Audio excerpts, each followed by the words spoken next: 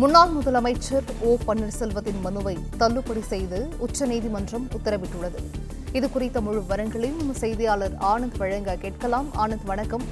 உச்சநீதிமன்றம் பிறப்பித்திருக்கும் இந்த உத்தரவு தொடர்பான விவரங்கள். வணக்கம். முன்னாள் முதலமைச்சர் ஓ பன்னீர்செல்வத்தினுடைய மனுவை உச்சநீதிமன்றம் தள்ளுபடி செய்து உத்தரவிட்டிருக்கிறது.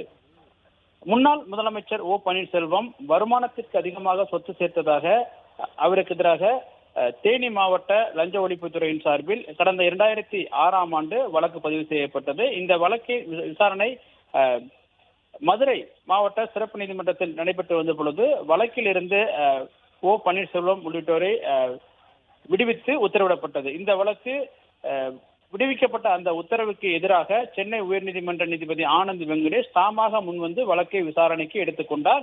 2012ஆம் ஆண்டு இந்த வழக்கில் இருந்து விடுவித்து பிறப்பிக்கப்பட்ட உத்தரவில் சட்ட விதிமீறல்கள் இருப்பதாக தெரிவித்த நீதிமன்றம் எதன் அடிப்படையில் விடுவிக்கப்பட்டது என்பது தொடர்பான விவரங்களை தெரிவிக்க வேண்டும் எனவும் வழக்கினுடைய இறுதி விசாரணைக்காகவும் பட்டியலிடப்பட்டிருந்தது. இந்த நிலையில் சென்னை உயர்நீதிமன்றத்தினுடைய இந்த உத்தரவிற்கு தடை விதிக்க வேண்டும் என கோரி பன்னீர்செல்வம் தரப்பில் உச்சநீதிமன்றத்தில் மேல்முறையீட்டு மனு தாக்கல் செய்யப்பட்டது. அந்த மேல்முறையீட்டு வழக்கில் சட்ட விதிகளின்படிதான் விசாரணை நீதிமன்றம் தன்னை வழக்கிலிருந்து விடுவித்ததாகவும், எனவே உயர்நீதிமன்றத்தில் நடைபெற்று வரும் அந்த சூமோட்டோ வழக்கினுடைய விசாரணைக்கு தடை விதிக்க வேண்டும் எனவும், இதே போன்று முன்னாள் அமைச்சர்களுக்கு எதிரான வழக்குகளிலும் தடை விதிக்கப்பட்டிருப்பதாகவும் தெரிவிக்கப்பட்டது.